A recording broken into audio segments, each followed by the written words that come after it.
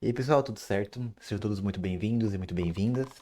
Esse aqui é mais um vídeo da nossa playlist de revisão da matéria de linguagem de programação no segundo bimestre. E nesse vídeo a gente vai ver um pouquinho dos conceitos de leitura e escrita de arquivos, certo? Como realizar essas operações através do Java. Antes da gente partir para a linguagem, eu queria aqui retomar alguns conceitos que a gente chegou a ver na matéria de arquitetura e organização de computadores, e também explorar um pouquinho um pouquinho melhor o sistema de arquivos, né? Alguns conceitos dele, certo? Então, certo. O que que é o sistema de arquivos do computador? É basicamente um dos subsistemas que o sistema operacional possui, que ajuda a gente a organizar as nossas informações, a organizar os nossos dados, certo? Organizar os dados que estão no nosso dispositivo de armazenamento. Então, nosso HD, nosso CD, nossos pendrives, enfim. É um subsistema muito importante, todos são, em geral, todos são essenciais, né, para nós hoje em dia. Mas o sistema de arquivos, ele é particularmente muito importante, né? Você consegue até ter um computador, por exemplo, que não tem um sistema de rede, mas sem sistema de armazenamento fica meio difícil, assim, de trabalhar com computadores. Porque senão você só poderia trabalhar com coisas em memória, e aí você perderia tudo sempre que você desligar o computador, certo? É, Em relação ao sistema de arquivos, ele tem uma característica muito interessante, que é ele é estruturado de uma forma hierárquica. Como assim? A gente vai ver que tem três coisas que formam esse sistema: drives, diretórios, que a gente usualmente chama de pastas, porque quando a gente está mexendo no sistema operacional que tem UI, né, User Interface, a gente geralmente vê pastinhas, né? Mas o nome técnico é diretório. E arquivos, certo? O que que são drives? Um drive ele representa duas coisas, né? Algumas coisas a mais, mas de forma genérica duas coisas. É dispositivo de armazenamento físico, então um HDD, Hard Disk Drive, um SSD, Solid State Drive, e também dispositivos removíveis como pendrives, certo? É, Então, os drives representam esses dispositivos físicos para que a gente armazena informações, mas também eles podem representar uma divisão lógica nesses dispositivos, certo? Como assim? Os sistemas operacionais, eles fornecem para a gente um mecanismo chamado de particionamento. Basicamente, a ideia é que você pode pegar um dispositivo de armazenamento físico e fazer com que o sistema operacional formate ele em duas partes diferentes, meio que divida ele. Então, um exemplo, ó, já dando spoiler do que a gente vai ver aqui, um exemplo ó, seria isso aqui, ó. Eu tenho aqui meu disco, certo? Vamos dizer que eu tenho esse meu HD. E aí, geralmente, eu vou ter meu drive C, certo? Esse meu HD inteiro é o meu drive C. Só que, vamos supor que eu tenho no meu drive C, eu armazeno meus jogos e minhas coisas de trabalho, de faculdade e tudo mais. Só que eu quero organizar isso melhor. O que eu posso fazer? Eu posso vir aqui no sistema operacional e sobrescrever essa organização. Eu posso pedir para ele vir aqui e dividir esse meu drive em duas partes, certo? Uma parte menorzinha para o meu conteúdo mais técnico, de trabalho de faculdade, e uma outra partezinha aqui para os meus jogos, né? Então aqui eu teria, por exemplo, o meu drive C e um drive D. Notem o padrão aqui de nomenclatura, né? A gente geralmente coloca o nome do drive como uma letra e dois pontos. A gente até pode mudar isso, mas geralmente não tem essa necessidade. Então eu posso fazer isso. Eu posso, além de particionar assim, eu posso também fazer mais partições, né? Então eu posso adicionar aqui mais, poderia adicionar mais uma coisa aqui. Vamos dizer que esse cara aqui, essa minha partição, é bem pequenininha, bem enxuta, e é só para arquivos criptografados, porque a gente pode fazer isso, né? E isso aqui é a minha partição para coisas do trabalho, esse tipo de coisa. Então eu posso ir fazendo essa divisão lógica do meu disco para ir trabalhando de diversas formas. É, Particionar não é uma forma muito boa de fazer organização, né? A gente tem diretórios, a gente tem pastas exatamente para fazer essa organização. As principais utilidades do particionamento são segurança E você pode trabalhar também com diferentes sistemas operacionais, né? Então fazer um dual boot na sua máquina. Ou também você trabalhar com diferentes sistemas de arquivos, certo? Porque o que acontece? Em relação à segurança, que nem eu falei aqui, eu posso ter uma partição que está criptografada. O que significa que todos os arquivos dessa minha partição passaram por um processo de criptografia e para ler eles eu preciso de algum tipo de chave, algum tipo de coisa que vai me permitir ler eles, fazer a descriptografia. Por que que a gente faria isso, né? Por que que a gente não simplesmente poderia criptografar o disco inteiro? Porque ficar lendo arquivos criptografados é muito mais lento, porque você precisa, né, fazer a descriptografia. Então, se a gente tem só um conjuntinho pequeno de arquivos que precisam ser confidenciais pra gente, então é mais jogo, assim, mais eficiente a gente só ter uma partição pequenininha onde a gente vai colocar essas coisas criptografadas. Em relação à segurança também, tem a questão de vírus, certo? Quando você faz uma partição, o sistema operacional ele cria uma proteção natural que não permite com que as coisas de uma partição afetem a outra. Literalmente é como se eu tivesse dois HDs diferentes, dois dispositivos de armazenamento diferentes, que eles não interagem entre si. O sistema operacional ele faz esse intermédio, certo? Então, por exemplo, se eu tô, vamos dizer, eu baixei um jogo de uma fonte meio suspeita, assim, e aí essa fonte meio suspeita acabou me passando um vírus. E no caso, esse é meu Drive C, certo? O conteúdo do meu Drive C agora tá corrompido, né? Eu esqueci a palavra, mas assim, ele não tá mais seguro. Só que o meu sistema operacional vai se encarregar de não deixar com que esse vírus afete o conteúdo do meu Drive D e do meu Drive E. Tudo que tá criptografado, todas as minhas coisas de trabalho, de faculdade, estão seguras. É claro que isso aqui não é 100% garantido. Tem vírus que conseguem burlar o sistema operacional. Tem vírus que conseguem se implantar diretamente no seu hardware. A gente chegou nesse nível já. Mas são muito raros e geralmente é muito difícil pegar um desses simplesmente na internet, tipo, dando bobeira. Geralmente você precisa ir nos locais mais obscuros da internet pra ir baixar e acessar uns lugar meio estranho aí pra encontrar uma galera que é mal intencionada a ponto de mandar pra você um vírus desse. Mas essa questão da segurança, né? E também a questão dos diferentes sistemas de arquivos. Então, pode ser que no meu sistema aqui C eu coloque um sistema de arquivos específicos, no meu D eu coloco outro sistema de arquivos, no meu E outro sistema de arquivos também. É possível. E também tem a questão do. Eu falei de sistema de arquivos, falei de segurança. Tinha um terceiro ponto que eu tinha levantado também, né? É, Enfim, mas dá pra ver que o particionamento é muito útil, sim. Só que não é simplesmente para fazer organização. Se você quer organizar coisas do trabalho, jogo, sem ter muita dor de cabeça, prefira simplesmente criar diretórios específicos para cada uma dessas coisas. O sistema de particionamento é mais para esses usos mais técnicos, mais refinados, né? Enfim, uma pequena overview aqui de particionamento. Então, os drives são esse negócio, eles representam esses dispositivos físicos e também representam essas partições, né?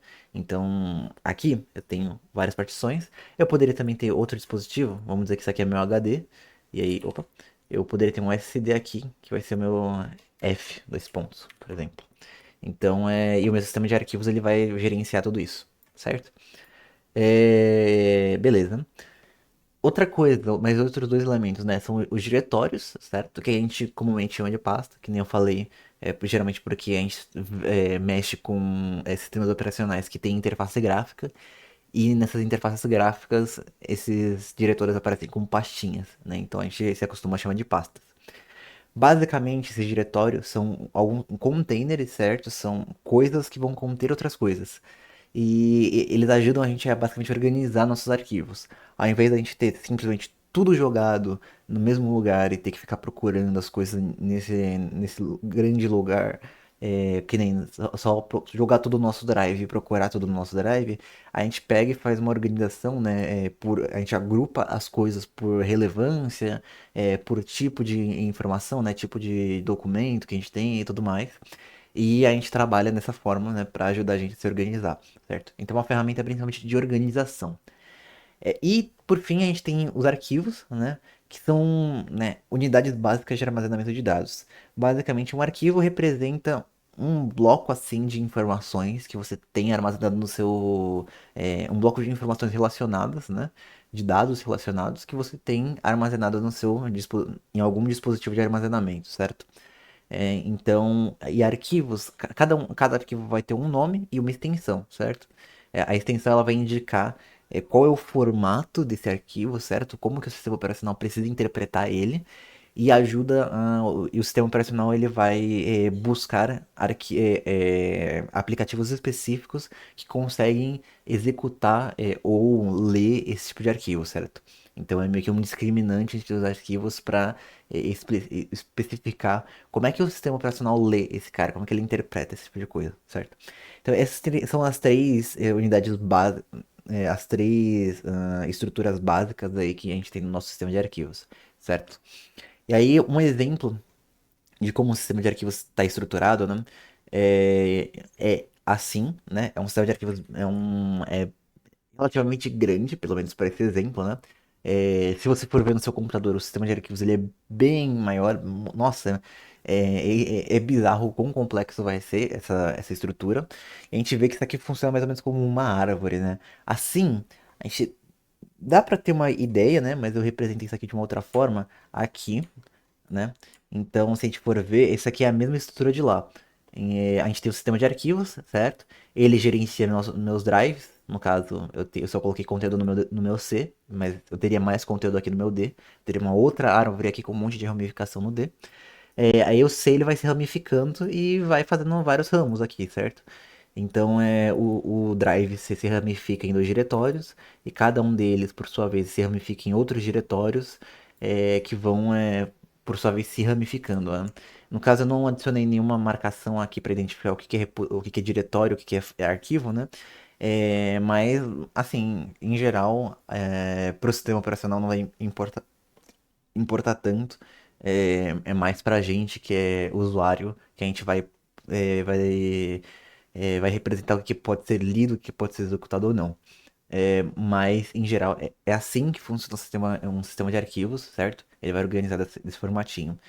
No caso, tem muito mais detalhe por trás, né? Gerenciamento de endereços e tudo mais.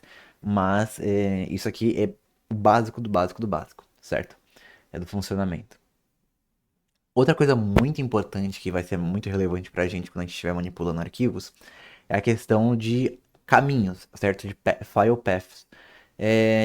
Todo diretório, todo arquivo possui um caminho, certo? É basicamente uma descrição de todo, literalmente do caminho que você precisa fazer a partir do drive até aquele arquivo, certo? Então, existem duas classificações de caminho, certo? O caminho absoluto, que é a localização completa do arquivo do diretório, ou seja, todo esse passo a passo que você precisa executar para chegar no caminho, né? Descrevendo cada diretório que você precisa acessar. Então, nesse exemplo aqui, vamos dizer que eu quero acessar, que eu quero pegar o caminho absoluto do file.txt, certo? Então, primeiro o nome do arquivo, certo? Opa! Primeiro o nome do arquivo. Aí, esse arquivo está dentro do diretório Documents, que está dentro do diretório User1, que está dentro do diretório Users, que está dentro do drive C. Então, qual que seria o caminho completo? C dois pontos, backslash users, backslash user1, backslash documents, backslash file.txt, certo? Esse é o caminho absoluto, é o caminho completo. É o que a gente precisa fazer, né? Então, se a gente fosse vir aqui na nossa árvore, eu teria que vir aqui do C, deixa eu colocar um. Eu viria aqui do C em users, aí do C pro users eu precisaria vir em user1, de user1 eu venho aqui documents, e no meu document eu tenho aqui meu file.txt, certo? Então é assim que a gente vê qual que é o caminho absoluto de um arquivo, certo? E também a gente tem outra coisa que são caminhos relativos. O que é um caminho relativo? basicamente é um caminho também, só que você vai traçar ele a partir de um ponto de referência, certo? E no caso, o nosso ponto de referência é o que a gente chama de Working Dir, Working Directory. Então, toda aplicação vai estar sendo executada a partir de um diretório específico, certo? Geralmente vai ser o diretório em que em que está o arquivo .exe, o arquivo executável dessa aplicação. Então, quando você clica duas vezes no .exe lá, a aplicação é executada e a gente diz que o working directory dessa aplicação é onde está esse .exe, certo? Geralmente. Você consegue manipular isso dentro da aplicação, mas o padrão é o diretório em que o .exe está. Então, assim, você pode navegar pelo sistema de arquivos a partir desse Working Directory. E a gente tem uma representação especial para facilitar essa navegação. Por quê? Se eu fosse ficar navegando por caminho absoluto, eu teria que listar todo o caminho, certo? Isso é muito trabalhoso. É por isso que a gente inventou essa questão de caminho relativo, para eu ter um mecanismo prático para conseguir navegar. Porque eu não necessariamente preciso saber todo o caminho. Eu posso estar mais interessado em como minha estrutura de diretório tá organizada a partir de um ponto de referência, certo? Mas então. Como é que funciona esse cara? A gente tem dois símbolos especiais que permitem essa navegação: o ponto e os dois pontos. O ponto, ele é basicamente uma abreviação para o Working Directory, certo? Então, ele vai ajudar a gente a representar onde que a gente está no momento. Se você quiser referenciar algum arquivo, alguma coisa assim, o diretório que está localizado no diretório atual, que está contido no diretório atual de trabalho, você pode escrever tanto com o ponto barra na frente, quer dizer, o ponto barra antes, certo? Então, nesse formato aqui. Mas, geralmente, você também pode omitir essa parte do ponto barra e escrever só o nome do arquivo, ou do diretório. Se você quiser acessar coisas mais dentro, né? Vamos supor que esse file, na verdade, não é é, um arquivo, mas sim um diretório, você poderia fazer file barra, ou, sei lá, outro diretório barra o nome do arquivo, por exemplo. Mas você pode omitir esse ponto barra.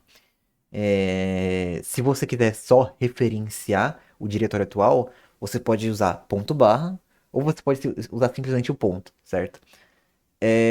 Agora, se eu quero voltar um diretório na minha estrutura, certo? Porque a gente que tem isso aqui, certo? A gente tem uma árvore. Vamos supor agora que eu estou no meu diretório Documents. Eu quero voltar para o meu diretório User 1, certo? Como que eu vou fazer isso? Usando os dois pontos, certo? Os dois pontos, ele basicamente é uma referência para o diretório pai. Então, se eu quiser simplesmente referenciar o diretório pai, eu posso usar os dois pontos. Se eu quiser referenciar algum conteúdo que está nesse diretório pai, eu posso ou é só usar dois pontos barra o nome do diretório ou do arquivo em que eu quero acessar. Uma coisa muito importante, você pode meio que encadear dois pontos, certo? Então, vamos dizer que, voltando aqui, vamos dizer que eu tenho no meu Documents, certo? Se eu quiser voltar do Documents pro meu diretório raiz, o que eu posso fazer? Eu faria dois pontos barra. Meu ponto de referência agora é user1. Dois pontos barra. Posso omitir a barra aqui também, mas voltei para users. Dois pontos, certo? Aqui eu já voltei para o meu drive C. Então eu posso encadear meus dois pontos aqui para referenciar diretórios mais acima na minha cadeia, certo? Então quando eu uso os dois pontos aqui, o meu ponto de referência muda, certo? Então isso aqui é o que importa aqui sobre caminhos. Isso aqui vai ser bem importante porque quando a gente for abrir um arquivo, for ler um arquivo e tudo mais, a gente vai usar o caminho dele, certo? Então é importante conhecer essa noção de caminho absoluto, para se a gente quiser abrir um arquivo específico num local que a gente já sabe. E também saber trabalhar com caminho relativo, Vai que nossa aplicação tem uma estrutura específica, certo? Ela vai seguir uma estrutura específica. Então a gente consegue de forma mais prática ir navegando por essa estrutura, ao invés de simplesmente ficar usando caminhos absolutos, certo? Outra coisa interessante também da diferença entre caminho absoluto e relativo é que como o caminho absoluto ele especifica tudo, se eu, por exemplo, altere o local em que minha aplicação vai rodar, isso aqui quebra, né? A não ser que eu tenha literalmente um diretório users dentro do meu Drive C, que tenha um diretório user room, que tenha um diretório documents e que tenha um arquivo txt, isso aqui vai quebrar. O caminho relativo, geralmente, você vai fazer em relação a alguma coisa da sua aplicação, e sua aplicação, quando for jogada em outro local, a estrutura dela vai ser replicada, né, inteira. Então, assim, é muito mais difícil ter algum problema relacionado a isso, certo? Então, o caminho relativo é muito útil, certo? Ok. Em relação a caminhos. Tem mais um detalhe só. Você deve ter percebido que nesse meu exemplo aqui, talvez alguns tenham percebido que eu estou usando backslash aqui. Na verdade, eu deveria ter usado backslash na frente desses carinhas. Não é necessário, mas eu poderia. Aqui, ó. Aqui também eu estou usando backslash, né? Que é essa barra invertida. E nesses outros exemplos aqui eu estou usando a barra para frente. O que está acontecendo aqui? Cada sistema operacional vai adotar um delimitador de caminho diferente. O que significa? Cada sistema operacional vai ter uma anotação específica para delimitar os meus diretórios, certo? Para diferenciar os meus diretórios. O Windows, ele usa o backslash, certo? A barra invertida. Sistemas baseados em Unix, como por exemplo Linux e macOS, eles vão usar o forward slash, né? A barra normal, para fazer essa delimitação. Outros sistemas poderiam usar símbolos diferentes, mas esses daqui são os dois principais, os dois mais usados. Então, é importante conhecer eles.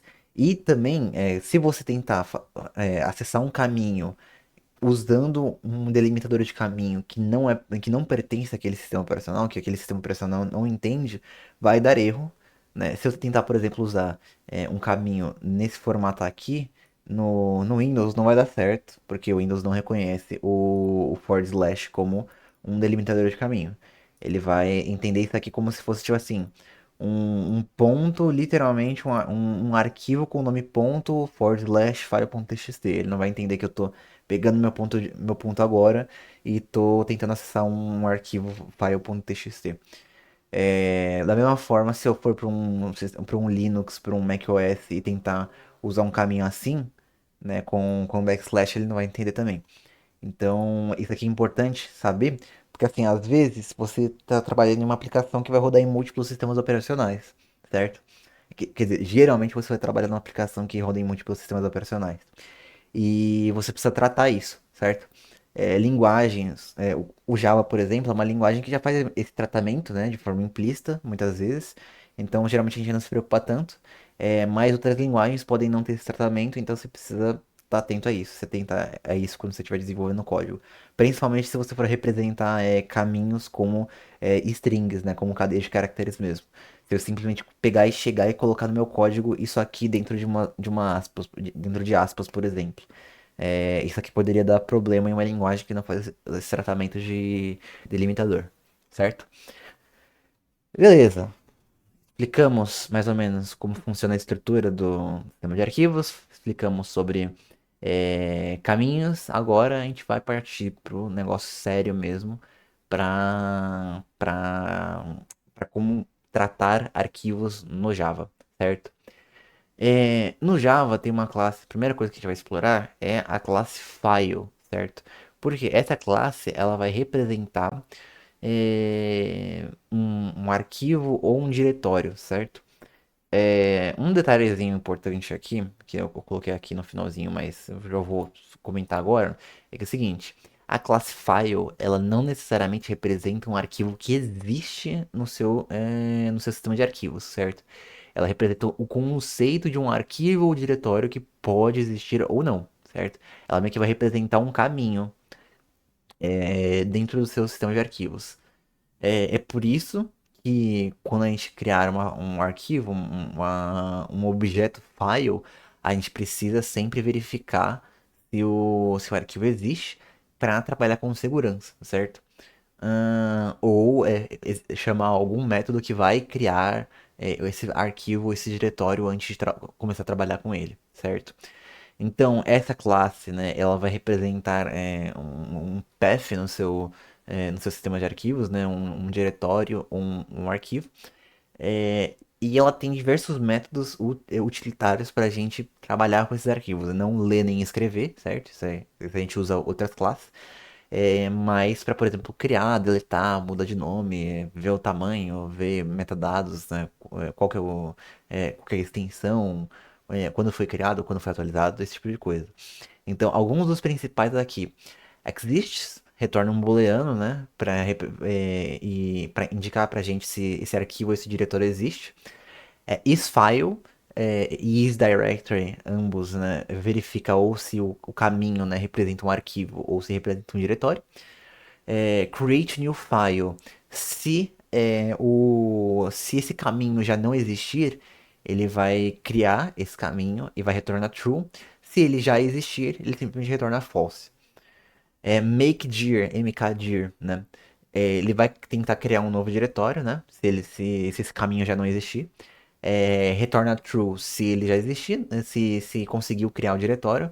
E false se não criou, né? Se ele já existiu, se o diretório já existe, se é um arquivo, né? Enfim.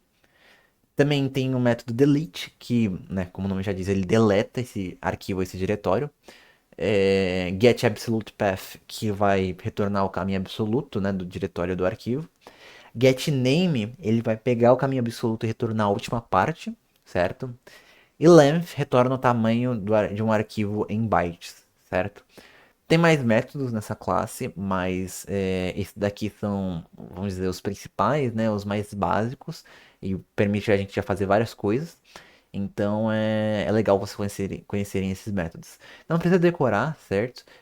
Nunca incentivo vocês a decorarem uma API de uma linguagem, a não ser que, tipo assim, vocês vão trabalhar com ela e usar diariamente, por exemplo, o sistema de arquivos. Mas é interessante você conhecer, né? Pelo menos ter uma ideia e saber interpretar cada um desses métodos, né? Saber mais ou menos o que eles fazem, saber pelo menos pesquisar o que eles fazem, né? Para você conseguir usar eles, certo? Mas então essa é a classe file. Ela vai ser usada extensivamente em outras partes da biblioteca de manipulação de arquivos do Java, certo? Agora vamos partir para uma das partes interessantes, né? Uma das partes principais, que a gente tá falando sobre leitura e escrita, né? Vamos ir direto para leitura agora. No nosso caso aqui, a gente vai se focar em leitura de arquivos de texto, certo? O Java ele fornece métodos para ler e escrever também arquivos em binário, né? Escrever bytes. Só que a gente não vai explorar isso porque os usos são, vamos dizer, mais nichados, mais específicos. Por exemplo, serialização, né? Então você transforma um conteúdo em texto em uma cadeia de bytes, por exemplo. Também, né, pô, arquivos executáveis são em binário, por exemplo. Então você poderia, apesar de não ser muito convencional, você poderia escrever um arquivo executável a partir do Java. Não recomendo, né? A não ser que você saiba assembly e você saiba como transcrever cada número em uma instrução, né? Você pode, mas, né? Escrever imagens, por exemplo, esse tipo de coisa, ler e escrever imagens também, né? Esse tipo de coisa, né? Então, quando você trabalha com binário, você geralmente vai trabalhar com esse tipo de coisa. Mas no nosso caso, a gente vai focar em arquivos de texto aqui, certo? A gente tem várias formas, né, de trabalhar com arquivos de texto no Java, mas a gente vai ver aqui duas, né, mais comuns, né, mais práticas, que é utilizando o scanner e utilizando a classe FileReader junto com a classe BufferedReader, certo? Começando com o scanner, que a gente meio que já conhece, né, a gente já tem uma familiaridade porque a gente vem usando ele para ler entradas do usuário. O uso é bem simples, né? A gente vai criar um novo objeto file aqui, passando o caminho que a gente quer ler no construtor, certo? O que isso aqui significa? Que eu estou criando um novo objeto file, né? Importante, isso aqui não cria o arquivo, tá? Isso aqui só cria um objeto que representa esse arquivo, representa esse caminho, tá? Então, para eu criar mesmo, eu teria que chamar aquele, qual que é o método mesmo? Create new file, tá? Muito importante isso aqui. Então, eu tenho que criar esse objeto que representa o arquivo. E aí eu vou criar o meu scanner passando esse objeto que representa o arquivo. E aí eu posso usar o scanner da forma que a gente já conhece, né? Next line, next, next int, next double, chamando os métodos que a gente já conhece muito bem, certo? Então o scanner ele serve também tanto para a gente ler coisas, entradas do usuário, né? Com system.in, como também usar ler conteúdo de um arquivo de texto usando a partir de um objeto file, certo? É, Lembrando aqui que eu estou usando essa sintaxe aqui, a sintaxe do try with resources, né? Então, o que isso aqui significa? Eu vou tentar executar esse código, certo? Vou capturar qualquer exceção e no final de tudo isso aqui, eu vou fechar esse scanner, certo? Porque tudo que envolve operações de I/O, né, de leitura e escrita no sistema de arquivos, a gente vai ter essa necessidade de fechar, né? De chamar o método close. Por quê? Quando você está, por exemplo, lendo ou escrevendo em um arquivo, você meio que bloqueia esse arquivo. Você pega a permissão, um bloqueio desse arquivo, uma permissão exclusiva do sistema operacional de ler e escrever nesse arquivo. Então, se você não fecha esse cara, é, outras aplicações, até mesmo o usuário, não vai conseguir abrir esse arquivo para fazer outras coisas ao mesmo tempo, certo? Porque senão você teria duas coisas, provavelmente você poderia ter, por exemplo, dois processos alterando esse arquivo ao mesmo tempo, e aí como é que a gente decide qual que vai ser a versão final, né? Não tem como. A não ser que a gente cria algum tipo de regra que defina qual que vai ser a versão final. Ou a gente poderia ter uma situação, né, em que eu tô ao mesmo tempo que escrevendo o arquivo, eu tô lendo ele, e aí como é que o sistema operacional vai decidir como que eu leio? Eu vou simplesmente guardar a versão atual do arquivo e só mostrar para o usuário essa versão, ou eu vou ao vivo apresentando essas alterações, certo? É, e aí tem uma série de complexidades em relação a isso, né? Então a gente impede essas operações concorrentes, né? Tratando, manipulando arquivos. Então é muito importante fechar esses recursos para liberar eles para que outros processos, né, possam utilizar eles. Então o try with resource nessa sintaxe aqui, colocando o meu recurso entre parênteses logo depois do try, é exatamente para fazer esse fechamento, certo? Então, o scanner é bem simples, né? Bem tranquilo. Agora a gente parte pro File Reader e pro Buffer Reader, que é uma forma um pouquinho mais recomendada, assim, porque é uma ferramenta mais apropriada para essa leitura, certo? Então, como que funciona esse cara, certo? Eu pego aqui, só um momento que eu tenho que confirmar uma coisinha aqui agora. Agora eu vi um detalhe aqui, eu acho que talvez eu tenha errado. Ok, voltei, tá? Confirmei o que eu tava pensando. Que assim, eu tinha visto esse new file aqui, mas eu lembrava de passar direto o nome do arquivo pro file reader. Você pode fazer dos dois jeitos, né? Você pode ou criar o objeto file, certo? Ou passar direto o caminho aqui.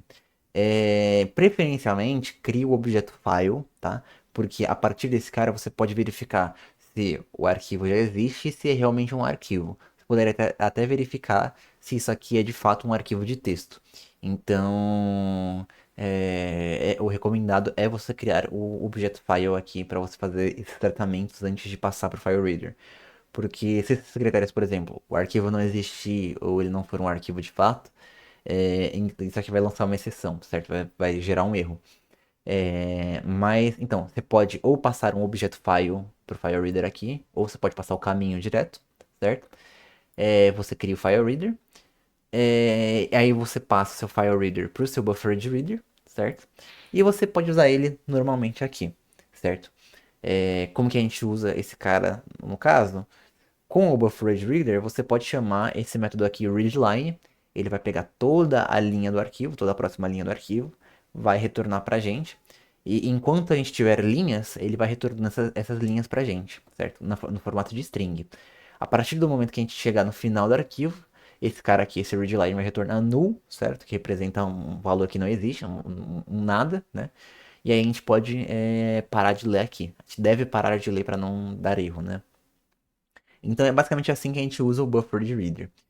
Coisa importante aqui, a gente pode usar o FileReader por conta própria, certo? Mas, né, uma nota aqui que eu coloquei, o FileReader, ele vai ler, como que vai ser o funcionamento dele, certo? Vou tentar ilustrar para vocês aqui. Vamos dizer que eu tenho aqui a minha memória, certo? Meu SD. Calma lá que eu gosto desse. Vamos dizer aqui que eu tenho minha memória, certo? Minha memória RAM.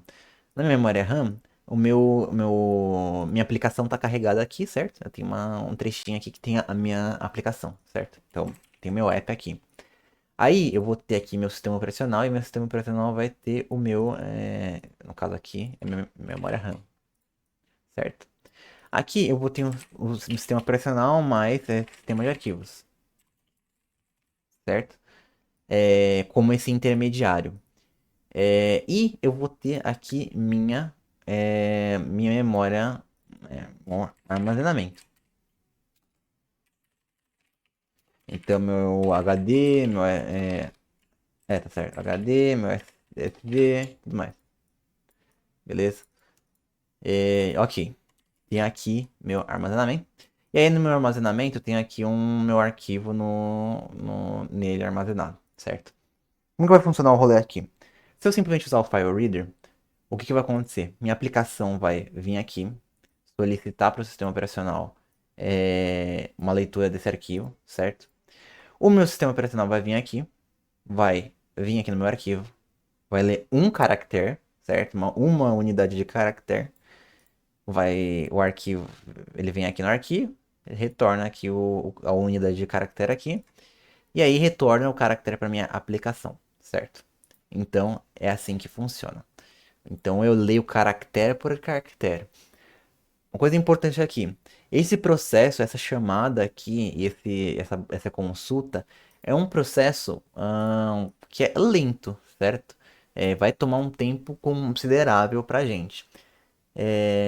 Então, não é o ideal a gente trabalhar desse jeito. O que a gente pode fazer? A gente pode pegar no nosso aplicativo, a gente tem uma região de memória em que a gente pode armazenar coisas dentro do nosso aplicativo, certo? Para ele acessar de forma rápida. Então, o que eu posso criar? Eu tenho aqui essa regiãozinha do meu aplicativo, certo?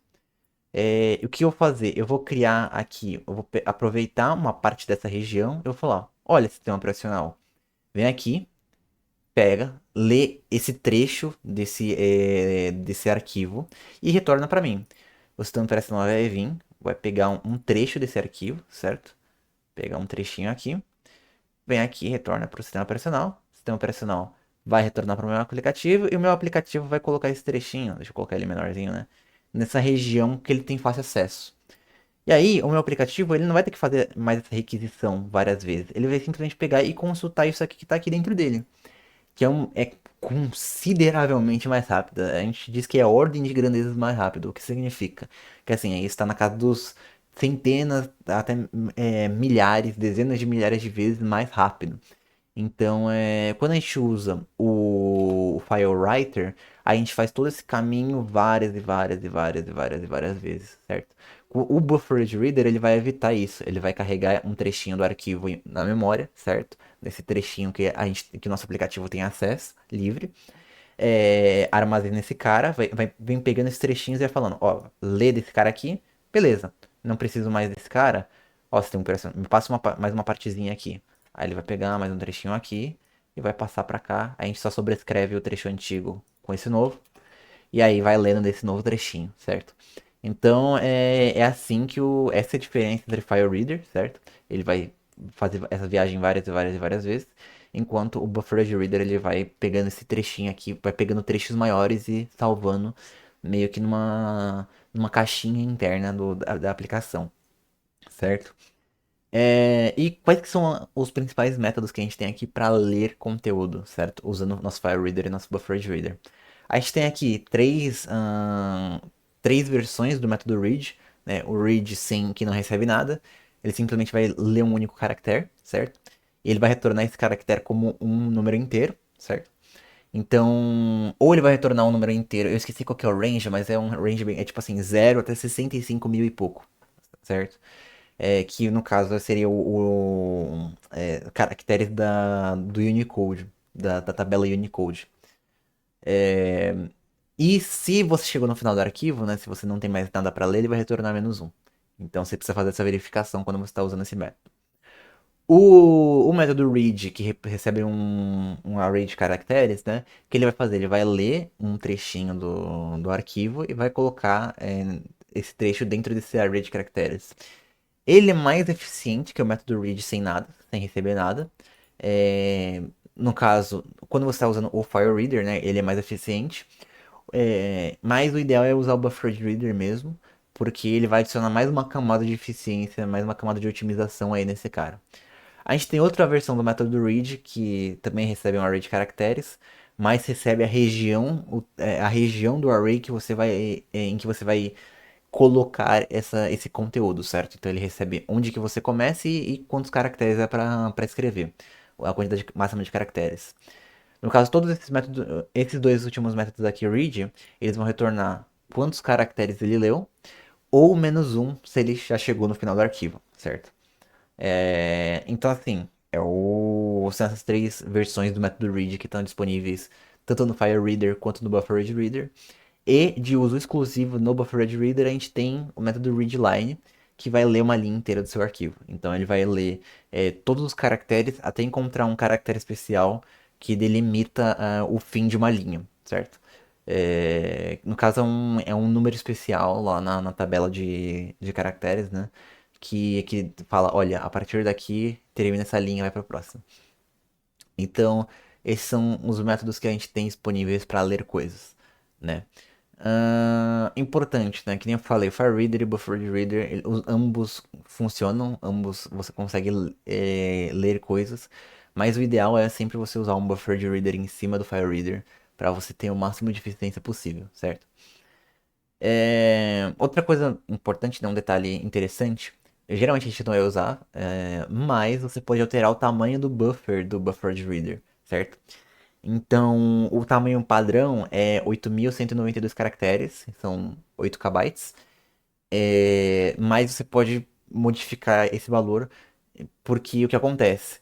Esse tamanho aqui é basicamente a quantidade de texto que vai ser lido, certo? Então, quanto maior esse buffer, maior é a quantidade do texto aqui que a gente vai pegar. Consequentemente, se eu tiver um buffer muito pequeno, eu vou ter que fazer mais viagens para, eu vou ter que pedir mais vezes para o meu sistema de arquivos retornar conteúdo do arquivo, se o meu arquivo for grande, né? Se eu tiver um buffer muito grande, eu vou precisar alocar mais espaço na minha memória para conseguir armazenar esses dados. Então é uma troca entre velocidade e armazenamento. Uma troca bem comum, né, que a gente vê aí nas nossas aplicações. Por que é importante reconhecer isso? Porque às vezes você está trabalhando com um arquivo muito pequenininho, que você sabe que definitivamente não passa de 8 kbytes, você pode ajustar o buffer para ficar menorzinho, para não consumir tanta memória. Ou se você está tratando um arquivo muito grande e você tem memória de sobra, você pode tacar esse buffer aí para um tamanho bem grande, e aí, cara, você vai acelerar bastante esse processo de leitura. Mas assim, que nem eu falei, a gente não usa isso muito. Geralmente, esses 8 kbytes é suficiente, né? Você pode mexer se você quiser, se você tiver bastante certeza de que isso vai ser benéfico. Geralmente você vai querer fazer alguns testes, vários testes, né? Para ver se essa performance, essa alteração vale a pena. E se essa melhoria de performance realmente tem algum valor, né? De vez em quando você simplesmente está alterando um detalhe muito fino que vai melhorar muito pouco a performance, sendo que você poderia investir esse mesmo tempo em outros pontos da sua aplicação para tornar ela mais performática, certo? Então, assim, é basicamente isso em relação à leitura, né? Scanner, bem simples, bem tranquilo, só passa o arquivo file aqui, especificando o caminho que a gente quer ler, e a gente usa os métodos que a gente já conhece. FileReader, BufferedReader, né? A gente cria aqui passando o nosso arquivo ou o caminho do arquivo. Lembrando que arquivo aqui é geralmente mais seguro, porque você vai poder fazer verificações. Eu não fiz essas verificações aqui porque é só para ser um exemplo, mas o ideal é você, chamar esses métodos aqui, por exemplo, exists, isFile, esse tipo de coisa, para você verificar, né? Você poderia até, por exemplo, usar o método length para definir o tamanho do buffer, né? Pode fazer algum cálculo aí matemático para você verificar qual que é o melhor tamanho de buffer para cada tamanho de arquivo, né? Porque é para você conseguir ler da forma mais eficiente possível, né? Também é uma coisa aí que você poderia usar. Mas aqui com o nosso file reader, a gente passa o arquivo aqui, coloca o nosso file reader dentro do buffer reader, para ele poder usar o file reader como base, né? E a gente vai lendo o nosso arquivo usando ou read ou readline. Readline é o mais recomendado, porque é mais eficiente, né? Outro detalhe aqui que eu esqueci de falar, muito importante, vocês notem que eu estou criando uma única variável aqui, que é o nosso buffer reader, certo? Em outros casos, eu teria que definir duas variáveis aqui, que seria o file reader em uma variável e depois o buffered reader em outra variável. Por que eu não estou fazendo isso aqui? Lembrando que o try with resources ele vai fechar meu buffered reader automaticamente. Por sua vez, o buffered reader ele vai fechar o meu file reader que ele está contendo. Então, é por isso que eu não preciso declarar duas variáveis. Porque eu não preciso fazer o trabalho de fechar o file reader. O buffered reader ele já faz esse trabalho por mim. Então, é importante conhecer isso. E é importante entender isso aqui, que se você fechar o seu buffered reader, ele fecha o seu file reader. Porque, por exemplo, vamos dizer que eu tenho uma variável aqui fora que tem meu file reader. Peguei, criei meu buffer de reader aqui no meu try e ele fechou aqui no final. Se eu tento usar meu file reader aqui depois do meu bloco try, isso vai causar um erro. Por quê? O meu file reader já foi fechado. Então, né, quando você for usar o buffer de reader, geralmente prefira simplesmente não use um file reader que você recebeu de outro lugar, ou que você ou não fique atribuindo esse file reader a uma variável e use depois. Sempre crie o file reader direto passando por buffer reader para você ter essa segurança na hora de fechar o recurso, né? É um tratamento bem importante, certo? Então, em relação à leitura, é isso. Bem, bem tranquilo, bem simples.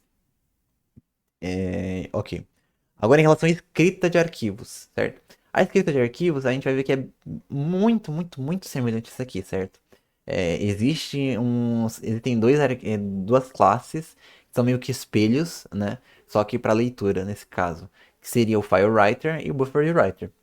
Basicamente a mesma dinâmica, certo? O FileWriter ele vai escrever coisas e o BufferedWriter ele vai escrever usando um buffer. Mas no caso eu tenho aqui a ideia inversa, né? No caso do FileWriter, o que aconteceria aqui? No caso do fluxo ele não necessariamente é de uma direção só, mas o que importa aqui é isso aqui. Eu tenho aqui o meu aplicativo. Se eu estiver usando meu FileWriter, o que eu vou fazer? Eu escrevo um caractere, passo para o sistema de arquivos, ele passa para o meu arquivo, certo? Esse aqui é o meu arquivo. Ou, por exemplo, texto.txt. Que maravilha. O meu aplicativo vai passar para o meu sistema operacional, para o meu sistema de arquivos, e o meu sistema de arquivos escreve no texto, certo? E isso várias e várias e várias vezes. Quando eu estiver usando um buffer writer, o que eu vou fazer? Eu vou pegar aquela região, vou criar um trechinho aqui, e aí eu vou colocar todo o meu conteúdo de texto aqui dentro dessa regiãozinha. Quando eu tiver terminado de escrever isso aqui, eu vou pegar, minha aplicação vai vir aqui e falar, olha, sistema operacional, grava isso aqui. Beleza. O sistema operacional vai passar aqui e vai colocar no meu arquivo, vai colocar ele no... Aí depende do modo que eu for escrever. Eu posso sobrescrever o conteúdo aqui ou eu posso simplesmente colocar no final, né? Aumentar o tamanho desse meu arquivo. No caso eu vou explicar isso já já. Mas essa é a dinâmica com o FileWriter e o BufferedWriter. Se eu uso só o FileWriter, é caractere por caractere, sempre chamando o sistema de arquivos toda vez. É lento, consome muito recurso da máquina, enfim. O BufferedWriter ele vai escrever num espacinho de memória, né? E aí ele passa tudo de uma vez para o sistema operacional escrever. Porque é mais rápido, é bem mais rápido. certo? Ok, então como que a gente vai usar esse FileWriter e BufferedWriter? A gente vai ver que é bem semelhante. A gente cria o nosso arquivo, o nosso objeto file aqui. Pode fazer que nem eu falei na leitura, a gente pode fazer os tratamentos, né? Verificar se o arquivo existe, se ele é um arquivo de fato, né? Aí a gente passa o nosso arquivo aqui para o nosso FileWriter, certo? E passa o nosso FileWriter para o nosso BufferedWriter, certo? E aí a gente vai usar nossos métodos aqui do BufferedWriter para escrever conteúdo dentro do nosso arquivo, beleza? Detalhes importantes aqui. Vocês estão vendo aqui que eu estou passando um outro argumento para o meu FileWriter, que é esse true. O que significa esse true? Por padrão, o FileWriter ele vai sobrescrever o conteúdo dentro do arquivo. Então, se eu tenho aqui dentro do meu arquivo ABC, XYZ, XPTO, beleza? O FileWriter vai pegar, tira dessa merda toda e escreve qualquer baboseira aqui dentro, certo? Então é isso que o FileWriter vai fazer por padrão. Quando eu passo aquele true como parâmetro aqui, o que eu estou fazendo? Eu estou ativando, criando o FileWriter no modo de append, né? No modo de concatenação. Então, se eu tenho aqui meu texto, certo? Muitas baboseiras aqui, o que o FileWriter vai pegar? Ele simplesmente vai continuar colocando coisas no final do meu texto, certo? Ele não vai alterar o que está lá atualmente. Só que é importante, né? Dependendo da sua necessidade. Se você quiser, geralmente, por exemplo, um arquivo de log, certo? Um arquivo para registrar coisas que aconteceram no nosso sistema. Geralmente geralmente não, você nunca vai querer apagar o conteúdo do arquivo de log, você sempre quer adicionar coisas a ele. Então, você vai querer colocar esse true aqui no final, certo? Se você realmente não está interessado em manter o conteúdo do arquivo, realmente quer apagar a porra toda e só colocar o seu conteúdo por cima, você pode simplesmente omitir esse true, simplesmente passar o nome do arquivo e é isso aí, ou você pode colocar false aqui. Então é isso. Aí, para a gente escrever conteúdo no arquivo, a gente vai chamar alguns métodozinhos no nosso BufferedWriter. Quais que são esses métodos, certo? A gente tem o write, que é passando uma string, certo? Que é o passando a cadeia de caracteres que a gente quer escrever. A gente também tem duas versões que a gente pode passar um array de caracteres e também passar um array de caracteres e definir o range dele, a região dele que a gente quer escrever. A gente vai usar muito menos esse daqui, esses dois caras aqui do que esse cara aqui, certo? Mas né, é bom conhecer essas duas possibilidades aqui também. De uso exclusivo do BufferedWriter, né? Esse cara só está definido no BufferedWriter. A gente também tem o newline, né? Para você criar uma nova linha, para adicionar um caractere ali especial para quebrar a linha, certo? Outra coisa interessante também é que essas classes FileWriter e BufferedWriter especificam algumas versões do método append, certo? Importante, o write e o append, ambos fazem exatamente a mesma coisa, tá? A diferença é que o append ele vai retornar pra gente o BufferedWriter ou o FileWriter que a gente está usando. Então eu poderia fazer algo nesse sentido, né? Por exemplo, é, buff, buffered. Eu tô escrevendo certo? Eu não sei. Porque buffered é meio estranho de escrever. BufferedWriter, BW igual. Nananana. Eu poderia fazer isso aqui, ó. bw.append,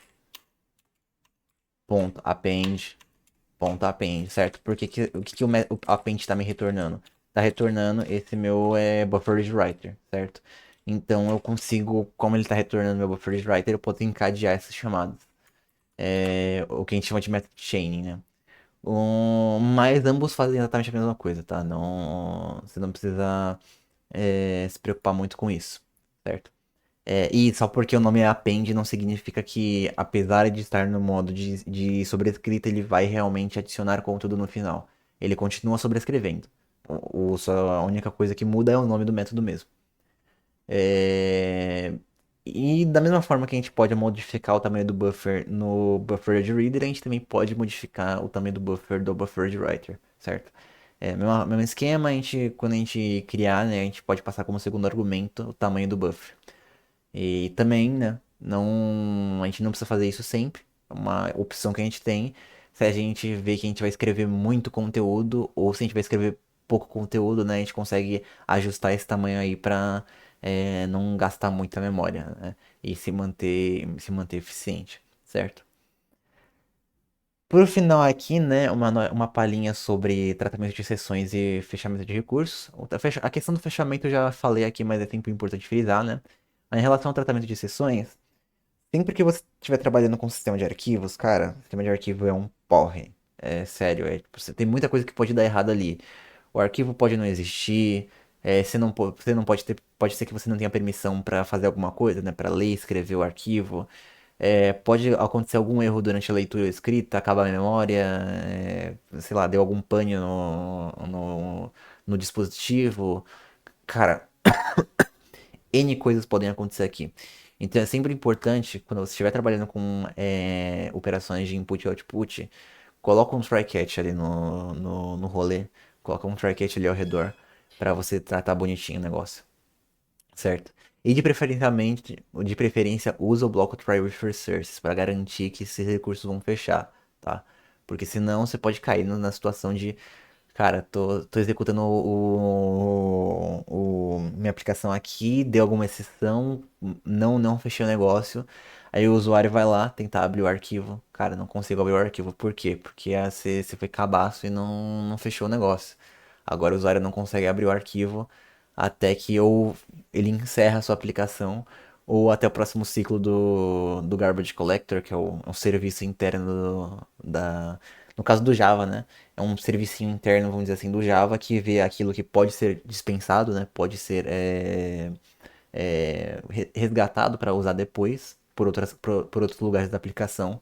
E o Garbage Collector ele também vai fazer fechamento. Só que vai demorar um pouco mais, né? Então é sempre importante tratar a exceção e garantir que o seu recurso feche. Preferencialmente usando try with researcher, porque você já faz tudo de uma vez, certo?